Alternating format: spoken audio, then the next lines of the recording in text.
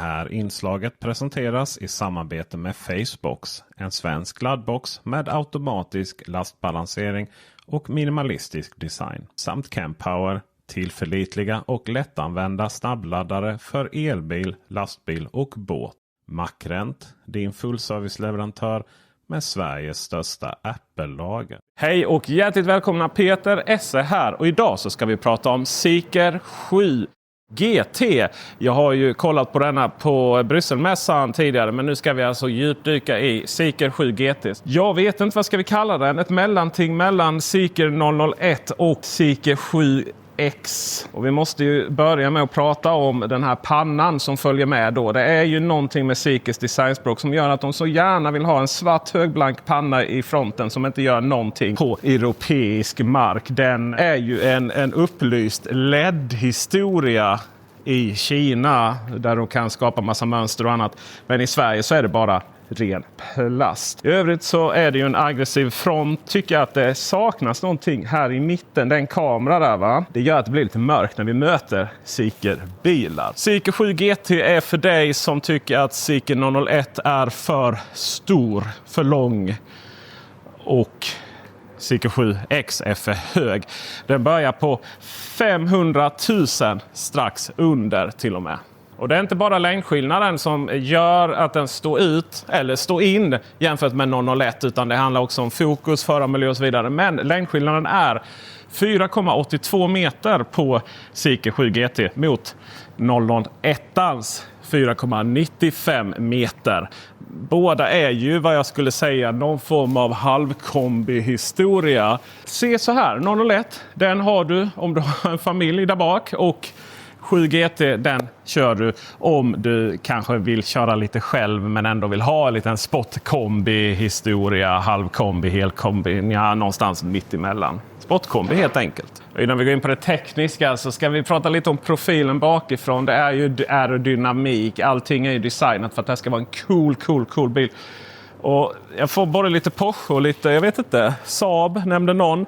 Men det är alltid så himla fult den här vinkeln när det liksom inte längre är aerodynamik längre. Då har vi den här BMW iX där baken tar slut nästan helt och hållet. Ja, det blir inte så mycket packat i den kanske. 456 liter, det är inte jättemycket, men det är ju för att det sluttar rätt så mycket här, va. Och det inkluderar ju då nedlastningen som vi har vi får plats med en hel del, dock ingen flyttkartong tyvärr. Därefter sen så har vi ju också ännu lite mindre under lastgolvet. Och vi har till och med skidlucka. Om vi fäller sätena så har vi strax under 1400 liter. Inte särskilt plant då. 1600 kilo gäller på dragkroken, den helelektriska, som kostar 21 000 riksdaler. Det är det enda tillägget utöver kulören som vi har på dessa bilar. I alla fall i början. Allting annat ingår. Och dragvikten är oavsett om det är en fyrhjulsdriven eller bakhjulsdriven. På tal om fyrhjulsdriven respektive bakhjulsdriven så har vi 2 stycken bakhjulsdrivna. Då är det Core och Long Range. Och sen så har vi en fyrhjulsdriven då som har drivning både bak och fram. Den minstingen Core, det är den som kostar strax under 500 000. Då har den ett batteri på 75 kilowattimmar. Medan de andra long range och fyrhjulsdrivna har 100 kilowattimmar. Att ladda dem tar 13 respektive 16 minuter om vi har tillräckligt snabba laddare. 480 kilowatt, det är, mina vänner, det är inte lätt att komma upp i med dagens laddinfrastruktur. Men gör vi det så går det undan. Vi laddar hemma med 11 kilowatt och vi har vehicle to load. Det vill säga att vi kan med en adapter få ut effekt ifrån ladduttaget. Dock ingen vehicle to home. Tyvärr så har vi ingen knapp för att stänga av laddningen, men vi har för att stänga laddluckan.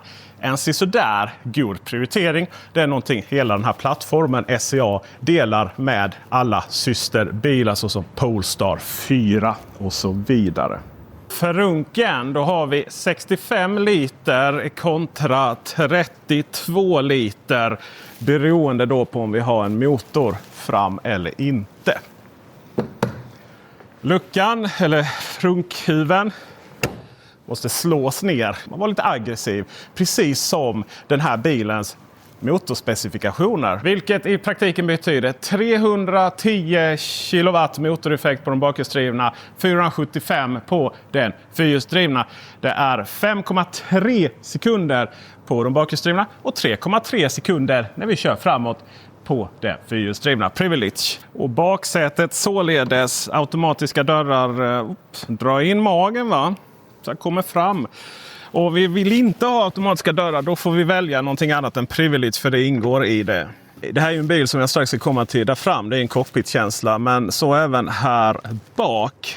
Det går in rätt mycket. Mitt tjocka lår går emot handtaget på vänster sida. Men i övrigt så är det ju för att vara så kort bil så är den mycket rymlig. Jag sitter bra, jag har ungefär en näve vid taket. Jag kommer under fötterna, under förarstolen, och jag sitter helt okej. Även om jag är lite framåtlutad tycker jag ändå. Men det gör inte så mycket, för att vi har nämligen så jag kan luta bak. Så, får vi stänga igen.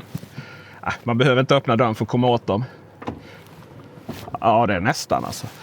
Så sitter vi rätt okej. Och vi har 2 USB-C, vi har manuell ventilation och vi har ett panoramatak alltid som inte har jalusi utan det är nedtonat. Lite snygga designelement så som list.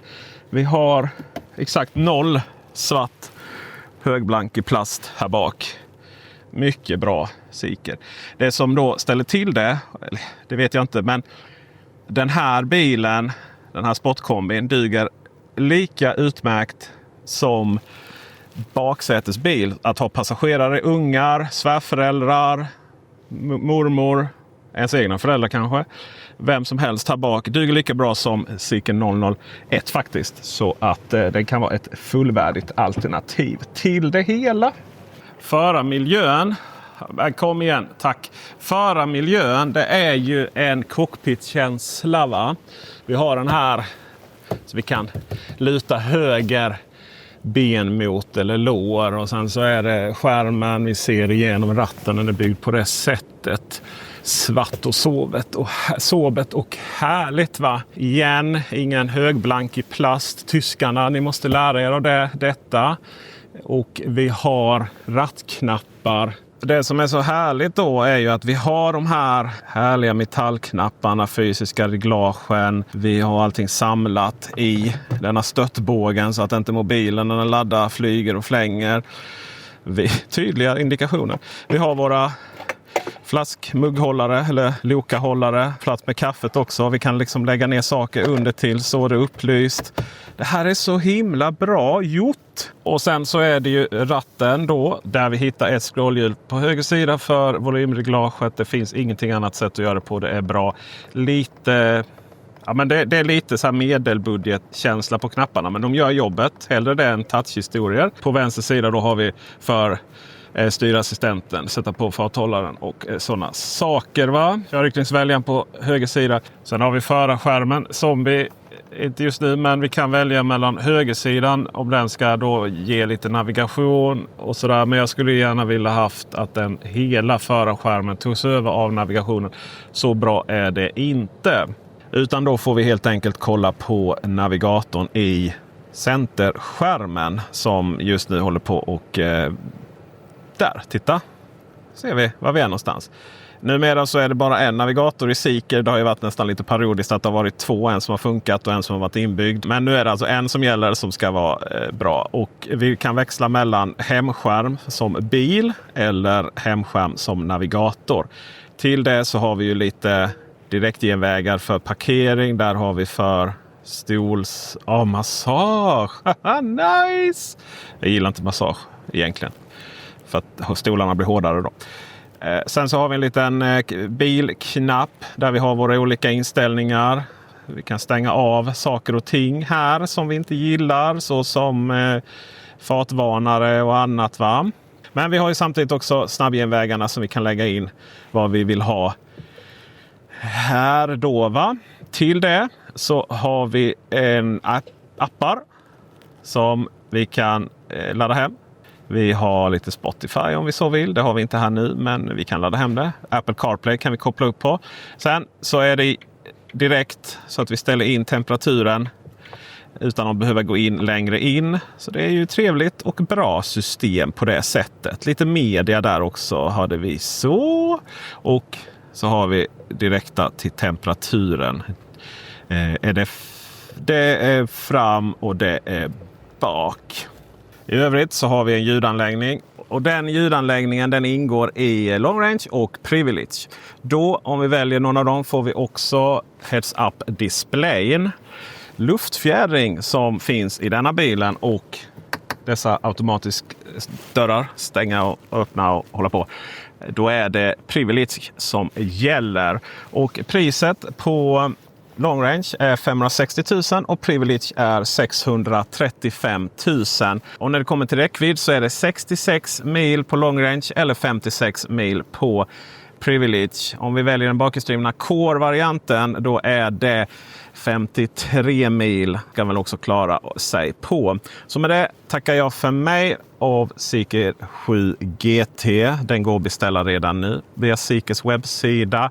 Och det som är fördel Zeekr är ju att det är ju det märket som har längst garanti tror jag av alla. Så länge du sköter dina servicer. Och det som kan vara ibland lite negativt är att det inte finns något serviceställe nära dig. Men de håller hela tiden på att expandera. Så kolla på Zeekrs webbsida så att det finns någonting som är hyfsat nära dig i alla fall. Så med det tackar jag för mig. Hoppas du tyckte det var intressant. Ge en tumme upp så fall. Så hörs vi och syns vi. Hej!